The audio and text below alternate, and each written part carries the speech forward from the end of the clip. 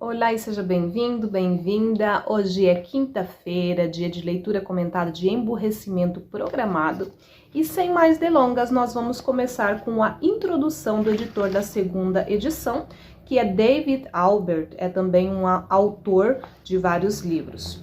Então ele começa dizendo para nós que o primeiro livro de John Taylor Gatto não foi Emburrecimento Programado. O primeiro livro de Gatto, publicado originalmente em 1975, foi Um Guia de Leitura para um Estranho no Ninho, de Ken Kesey. Eu não sei se você conhece esse livro, mas tem inclusive filme, chama Um Estranho no Ninho. Então, do que trata esse romance? É a história de um rebelde que ele se encontra, ou melhor, arruma um modo de encontrar-se dentro de uma instituição psiquiátrica pública na década de 1960, desculpa. Uma vez lá dentro, ele se vê submetido a um sistema de regras, procedimentos e protocolos. Um tratamento com luva de pelica sob a qual há um punho de ferro e violência e opressão, projetado evidentemente para o bem do próprio paciente, né? Cena a cena, McMurphy sonda os limites dos poderes que sustentam a instituição. A liga, entre aspas, é simbolizada pela figura da enfermeira chefona que controla a ala e, no final de contas, tem o destino de todos os pacientes em suas mãos. O romance tem como pano de fundo um condicionamento institucional implacável. Enquanto as reuniões na ala parecem ser democraticamente organizadas, os detentos, chamados de pacientes, são incentivados a assumir responsabilidades. Rapidamente se percebe que não há nenhuma democracia no hospício e que a suposta responsabilização é uma farsa. Sem o consentimento dos detentos, é imposta uma divisão em grupos bem demarcados, de agudos e crônicos, que são, enfim, subdivididos entre caminhantes, cadeirantes e vegetais. O valor mais importante para a Liga não é nem a democracia, nem a responsabilidade, mas sim a obediência, pura e simples, e seu estratagema favorito é dividir e conquistar. E se não funcionar, há sempre as drogas. Ele cita inclusive Che Guevara. Instrua seu inimigo em vez de matá-lo, pois ele lhe será mais útil vivo do que morto. É tão cativante quanto o próprio romance. Ele descreve a Liga, que controla esse mundo, como sendo uma associação global de tecnocratas todo-poderosa, destruidora de cérebros, determinada a construir um mundo de precisão, eficiência e ordem, um lugar onde o cronograma jamais pode ser descumprido. Em tal mundo não há sofrimento nem felicidade, e ninguém morre, apenas trabalham até exaustão e então são reciclados. Na verdade, é um lugar bastante seguro, tudo é planejado, não há riscos nem surpresas. Gatto argumenta que, nesse mundo, palavras e rotinas sem sentido isolam as pessoas da vida em si, cegam-nas para aquilo que acontece ao seu redor, anestesiam as faculdades morais. A defesa contra a acusação, irônica, é claro, como Gatto aponta, é que a chefona doa cestas básicas aos pobres. É crucial no romance de Kesey a revelação cataclísmica de que os detentos do hospício não estão aprisionados, mas estão lá por livre e espontânea vontade.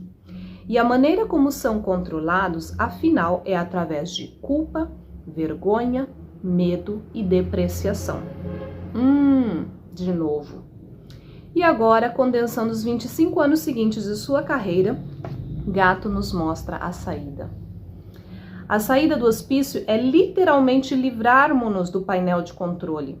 Numa dimensão física, estraçalhar as grades. Numa dimensão espiritual simbólica, tornarmos-nos independentes de regras, ordens e demandas alheias. A autoconfiança é o antídoto para a estupidez institucional.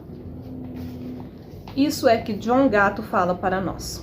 Devemos todos agradecer a John Gatto por ter acatado o seu próprio conselho e, começando por emburrecimento programado, ter se comprometido a nos dizer o que de fato trata a vida do lado de dentro, como se no íntimo nós já não o soubéssemos, né? Assim como o indígena, chefe Bronte, supostamente surdo e mudo do romance de Casey, que ao final retoma sua voz, Gato conseguiu evadir-se furtivamente dos muros dessa prisão. Na verdade, talvez seja melhor dizer que ele explodiu os muros da prisão. E eu tive o privilégio de contribuir com a propagação do impacto. Se você não assistiu o primeiro vídeo sobre esta série de emburrecimento programado, eu comentei, né, falei sobre a ficha de vida, o currículo de John Taylor Gatto. Ele foi professor durante 30 anos em Nova York, inclusive ele recebeu prêmio de melhor professor do ano 3 vezes. E por isso ele fala, né, que ele conseguiu evadir-se furtivamente dos muros dessa prisão, porque ele resolveu abandonar a sua profissão de lecionar, porque ele disse que não queria mais machucar crianças, não queria mais ganhar a vida machucando crianças. Todos enfatizam o que lhes parece ser óbvias as deficiências da educação pública. Até agora nós estávamos falando do romance, tá, gente? Ainda não estávamos falando da escola, embora tenha muitas características semelhantes. O que lhes parece ser óbvias deficiências da educação pública, quase sempre, embora com destaque para aspectos diferentes, eles constatam o tédio, a competitividade irracional, a estratificação social e econômica imposta, a falta de qualquer envolvimento real, seja acadêmico ou não, a brutalidade e violência, o quão desalmado é aquilo que chamamos de educação nos dias de hoje. De Alf Kohn, progressista, a Thomas Sowell, conservador, todos falam poeticamente sobre as insuficiências da escolarização moderna, embora seus antídotos sejam radicalmente diferentes. E todos os meus amigos têm histórias de seu tempo de detentos, quero dizer, de alunos, de constrangimento, humilhação, assédio, brutalidade, entorpecimento, tédio ou total descaso, e se lembram dessas experiências mais vividamente do que em qualquer outra coisa que aparentemente lhes foi ensinada. Então, se quando nós falamos de escola, o que você lembra? O que vem na sua mente? Vem as fórmulas matemáticas? Vem as regras de português? Ou vem algum outro tipo de experiência? Eu vou te contar o que vem na minha mente quando eu me lembro de escola. Claro que tenho várias lembranças, né, de amigos, da hora do recreio, que a gente compartilhava lanche, que a gente jogava vôlei, essas coisas. Mas assim, de matéria propriamente dita, eu tenho que fazer assim um esforcinho para me lembrar. Me lembro, mas com esforço. Mas quando eu falo assim, o que você lembra de escola? A primeira coisa que me vem à mente é a minha experiência do primeiro ano do ensino fundamental, quando eu tinha 6 anos de idade. E antes do recreio eu pedi para minha professora para ir no banheiro fazer xixi. E a minha professora falou que eu não podia ir porque eu tinha que esperar o recreio. E aí eu voltei pro meu banco, eu era muito tímida, né? Hoje em dia eu sairia sem falar nada. Depois eu comecei só a comunicar, eu não pedia mais. Eu falava, ó, tô indo no banheiro, tá? Já volto. E as professoras não falavam nada, né? Porque eu ia falar o quê? Eu só comunicava o que ia fazer. Mas naquela época eu ainda pedia. E aí eu voltei, sentei no meu banco, não aguentei e fiz xixi na roupa. Aí quando tocou o sinal para ir pro recreio, eu não saí da sala porque eu fiquei com vergonha dos meus colegas verem a minha roupa molhada de xixi, né? Então essa é a lembrança que eu tenho. Eu tenho outras lembranças da minha professora do 2º ano puxando meu cabelo.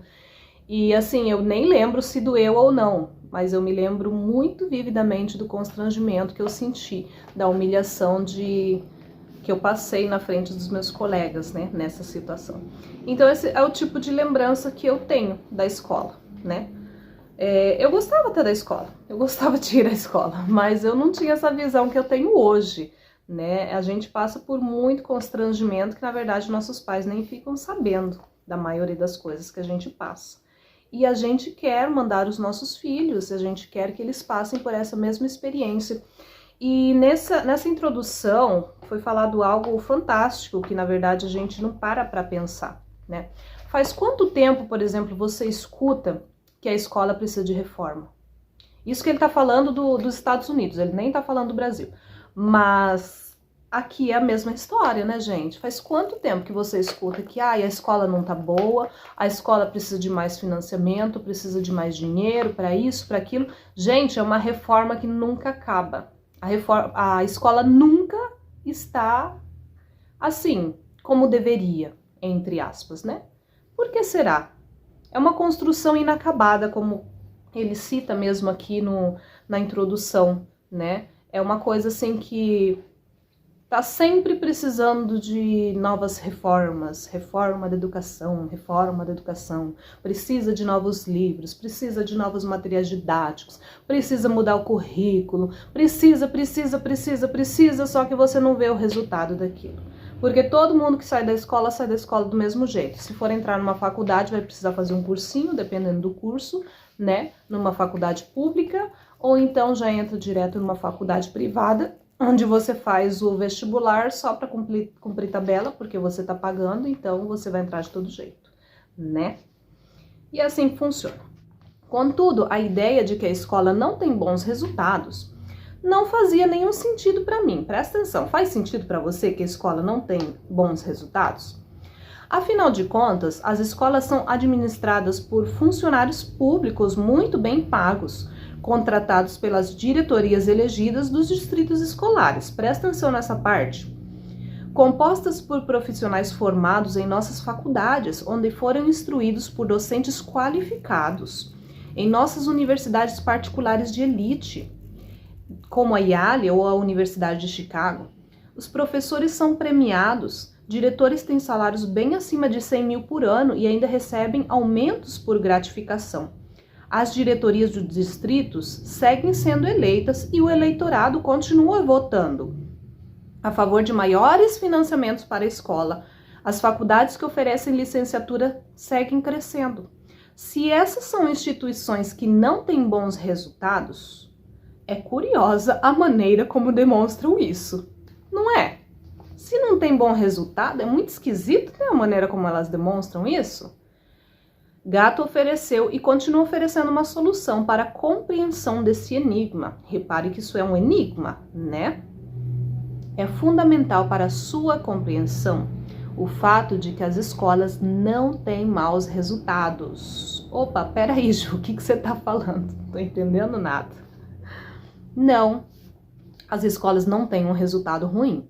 Pelo contrário, elas têm resultados espetacularmente bons naquilo que têm por objetivo e que sempre tiveram desde a sua concepção. O sistema aperfeiçoado em lugares como a Universidade de Chicago, a Faculdade de Pedagogia de Columbia, Carnegie Mellon e Harvard, e financiado pelos capitães da indústria, foi explicitamente projetado para garantir uma mão de obra dócil e maleável, capaz de satisfazer as demandas crescentes e dinâmicas do capitalismo corporativo. Para atender às novas demandas do século XX, teriam dito na época. A Liga, outro lapso meu, garante que haja uma mão de obra que não se rebela. O maior medo na virada do século XX era ter uma mão de obra que se rebelasse, que é física, intelectual e emocionalmente dependente de instituições corporativas para obter sua renda, autoestima e estímulo, e que aprende a encontrar sentido social em suas vidas somente pela produção de consumo e de bens materiais. Vamos parar um pouquinho aqui, só para a gente fazer uma pequena análise. Eu sei que tudo isso pode parecer muito obscuro, muito sinistro, quando você ouve, peraí, mas então o objetivo é mão de obra barata, detalhe, né? Você é física, intelectualmente e emocionalmente dependente de instituições corporativas para obter a sua renda, a sua autoestima e o seu estímulo? E você aprende a encontrar sentido social em sua vida somente pela produção e consumo de bens materiais? Para pensar um pouquinho nisso. Você tem um emprego? Se você tem um emprego, o que você sente na hora que eu falo assim? Você vai ser demitido amanhã. O que você sente? Você sente desespero, você sente alívio, você sente, nossa, e agora? O que eu vou fazer da minha vida? Nessa pandemia nós tivemos muito disso, né? Muitas empresas faliram, infelizmente, muitas empresas tiveram que se readaptar à nossa nova realidade, mas muita gente ficou desempregada. E a sensação geral é, nossa, que desesperador, eu não tenho onde conseguir uma renda. Então, você repare que realmente nós somos dependentes das instituições corporativas, mesmo que a gente não goste delas, mas a gente não aprendeu a ser autossuficiente. A gente não faz nem ideia de como que a gente vai viver sem aquela renda. E a nossa vida só tem sentido pela produção e consumo de bens materiais. Se você não está conseguindo comprar um carro novo, uma roupa nova, um sapato novo, não está conseguindo pagar sua casa própria, para você é como se você fosse um fracasso, né? Poxa, todo mundo consegue ter um carrinho do ano, ter uma casinha própria, tá pagando as parcelas, né? Fulano compra roupa nova, ciclano foi viajar pra praia e você não foi. Como que você se sente? Tá tudo bem? Ou você se sente meio que fora da manada? Então, isso que ele tá falando realmente tem sentido, né? Infelizmente, faz sentido. Todos nós crescemos nessas instituições, as escolas, né? E sabemos que elas funcionam. Não mudaram muito desde 1890, porque não precisam. Elas cumprem precisamente o que foi projetada para cumprir.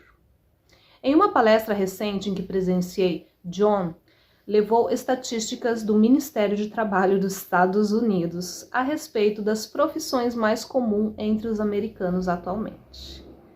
O cargo ocupado pelo maior número de indivíduos e também que apresentou maior crescimento nos últimos 30 anos. Adivinhem qual é esse cargo? Atendente do Walmart. O segundo cargo que mais cresceu nesses 30 anos é o de montadores de lanches do McDonald's.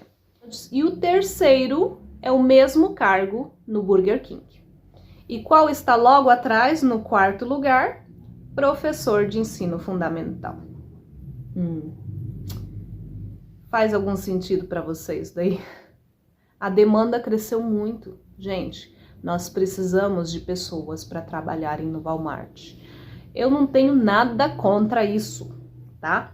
Mas a questão é que se precisa de mão de obra qualificada para esses cargos, tem que ter uma qualificação, vamos combinar? Você precisa ser qualificado para trabalhar no Walmart. Você não pode ser uma pessoa que pensa demais, você não pode ser uma pessoa autossuficiente demais, crítica demais, você tem que ser uma pessoa dócil para você continuar nesse cargo por muito tempo, caso contrário você não vai aguentar, né? Então essas pessoas elas precisam ser treinadas. E onde que elas vão ser treinadas? Nas escolas.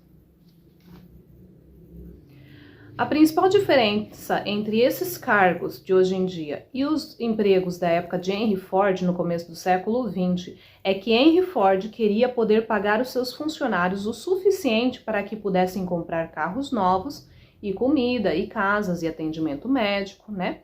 Girando assim a roda do consumo, garantindo a rentabilidade para a corporação. Agora, com a globalização do mercado, é inegavelmente visível que os capitães da indústria já não se importam com isso. Com o que se importam de verdade?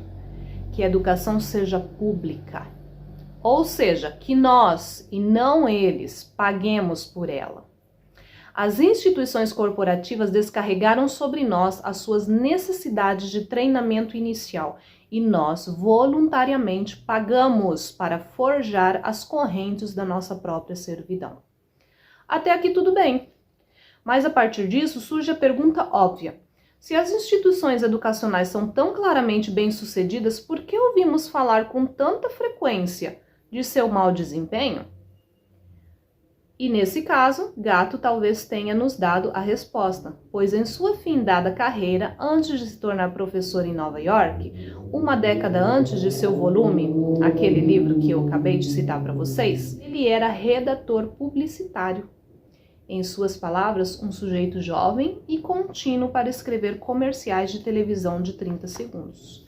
E um publicitário sabe que, para vender um produto ou serviço, deve-se criar uma sensação de necessidade e uma clara ideia de que essa necessidade só pode ser satisfeita exclusivamente pela compra do produto ou serviço sendo vendido. Eu fico por aqui e eu vou te explicar essa última parte aqui, falando sobre o comercial, né, no próximo vídeo, para não ficar muito comprido. Mas não perde não, gente. Você vai entender por que se a escola tem resultados tão fantásticos para aquilo que ela tem o objetivo, né? Por que ela vive em reforma? Você vai ver isso no próximo vídeo, tá bom? Se você ainda não é inscrito no canal, se inscreve. Ativa o sininho da notificação para você receber os próximos vídeos. Toda semana tem vídeo novo, né, sobre temas de educação e sobre outros temas também para crescimento pessoal. E se você gostou do assunto, deixe seu comentário. Se você tem um outro assunto que você gostaria que eu abordasse, também deixe nos comentários. Se você gostaria de ouvir a leitura comentada de algum livro, fala para mim, eu adquiro o livro, leio e a gente comenta junto, tá bom? Por hoje eu fico por aqui. Espero que você tenha gostado e que tenha feito você sair um pouquinho da caixinha, tá bom? Beijo grande e até a próxima.